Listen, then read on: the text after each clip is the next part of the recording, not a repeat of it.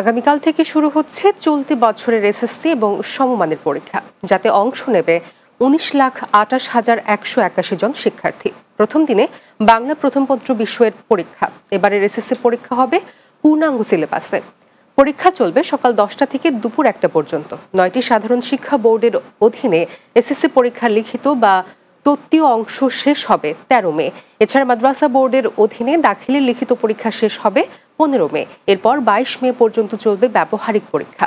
শিক্ষা বোর্ডের পক্ষ থেকে সুষ্ঠু পরিবেশে পরীক্ষা আয়োজনে সব প্রস্তুতি নেওয়া হয়েছে। কেন্দ্র নিরাপত্তার জন্য অলরেডি 200 গজের মধ্যে আমাদের লাল পতাকা দিয়ে চিহ্নিত থাকবে। আনসার, পুলিশ এবং সেনাবাহিনীও প্রয়োজনে টহলে থাকবে এবং কেন্দ্র সচিবরা 200 গজের মধ্যে কাউকে, পরীক্ষার সাথে সংশ্লিষ্ট ব্যক্তিরা ছাড়া কাউকে প্রবেশ করতে দেবেন না।